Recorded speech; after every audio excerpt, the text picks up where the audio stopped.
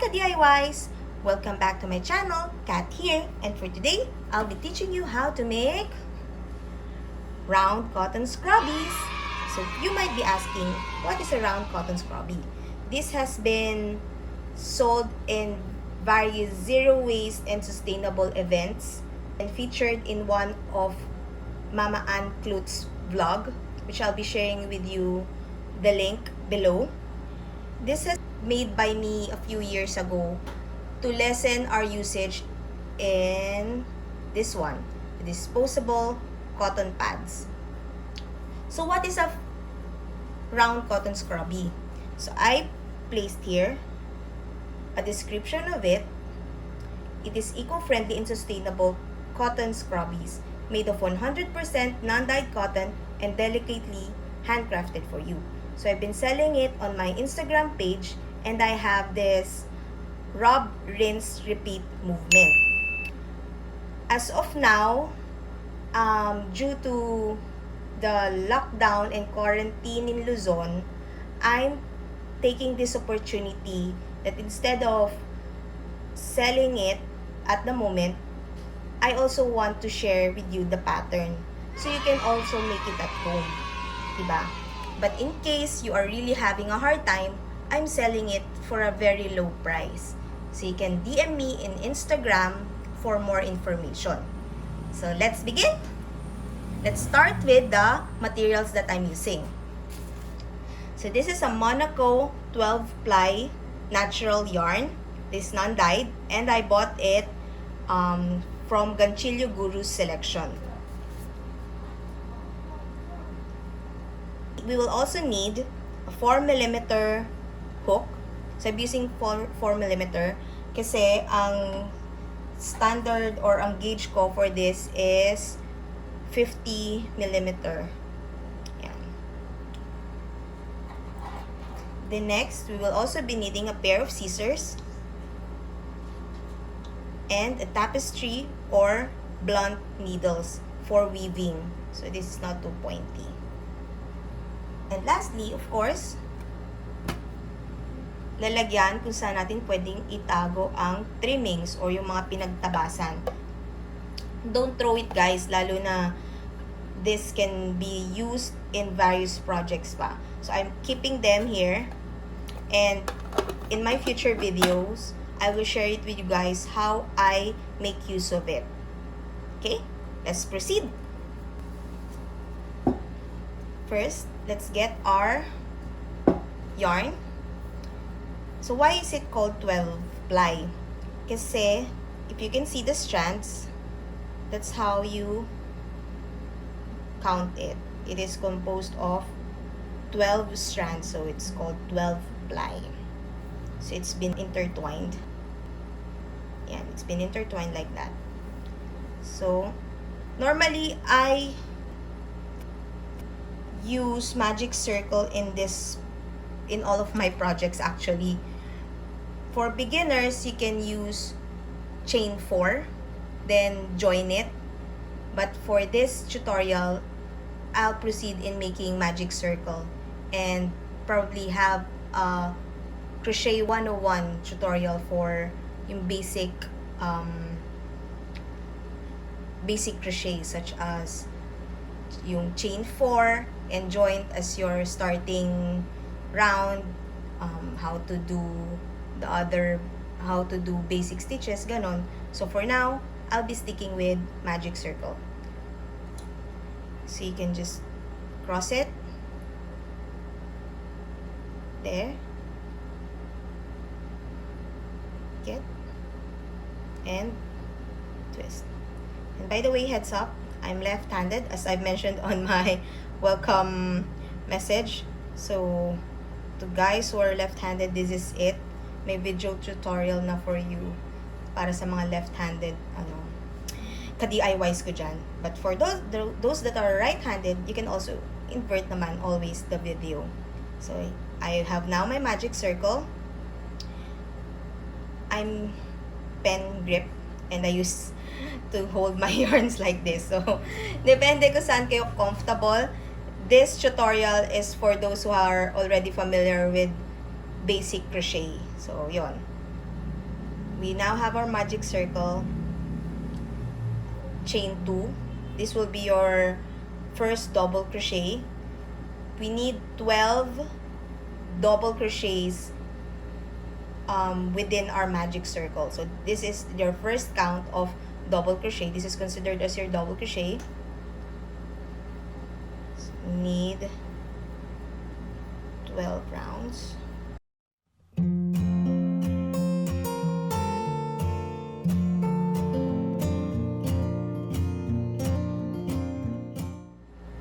How you count? You count the chains dito sa top part. So 1, 2, 3, 4, 5, 6, 7, 8.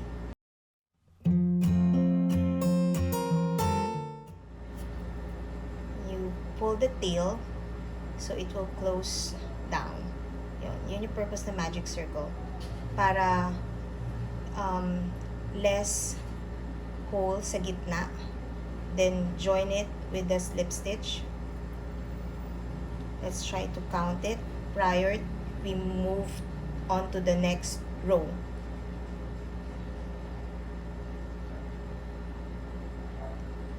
So there, 12 double crochets in our first row, and counting the chain 2 as our first double crochet. So this is the end of round 1 or row 1. Moving on, after doing a slip stitch, chain 2 again. This is considered as your first chain or first double crochet in round 2. Then do a double crochet on the same stitch, on the next stitch.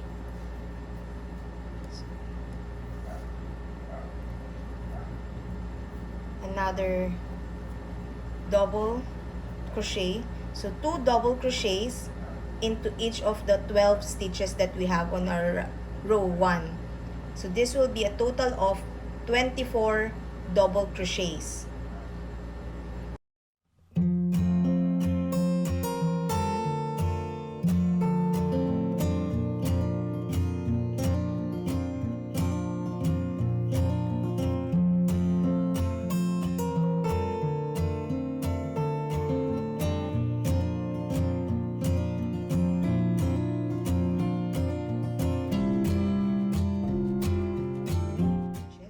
So let's count prior closing it in. I think we have 2 more left.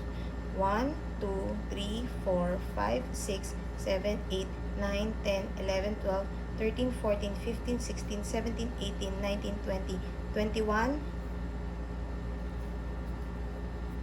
22, 23, and the slip stitch will be counted as our 24th chain. So let's count again.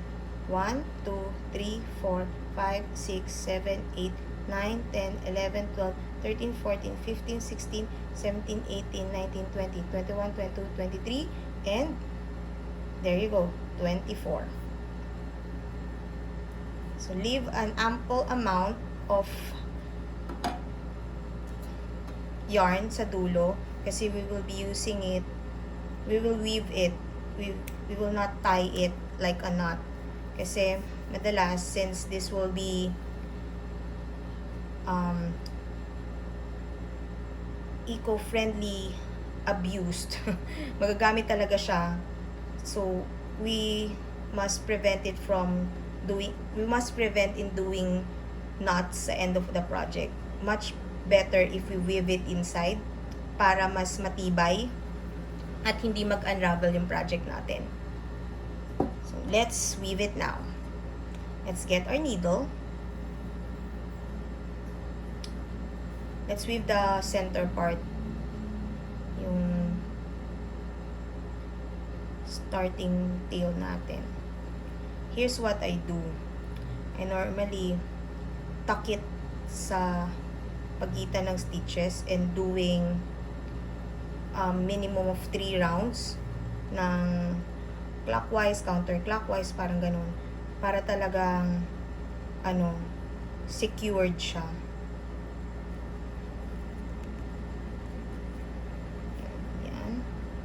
Then, return it back. There you go. Yan. Yan. So, that's the first tail. This came from yung sa magic circle natin, yung tail na yun. Let's get a container. Just put it there.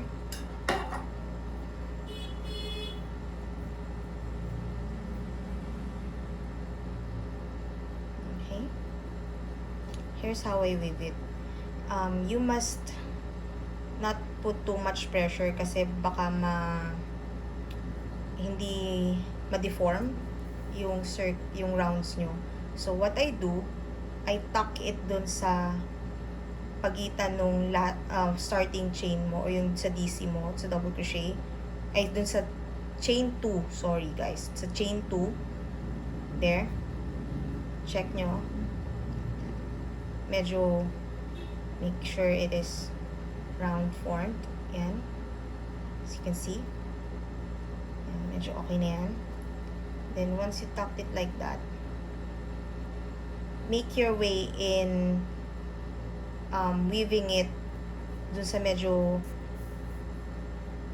makapal na part nung round 2 nyo dito.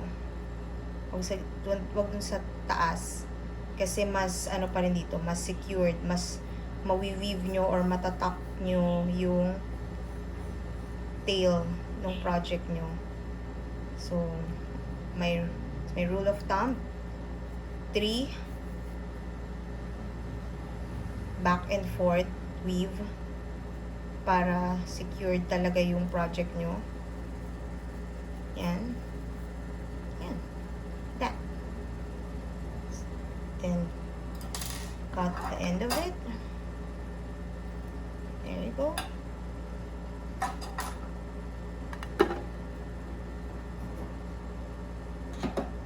There you go. Round cotton scrubbies.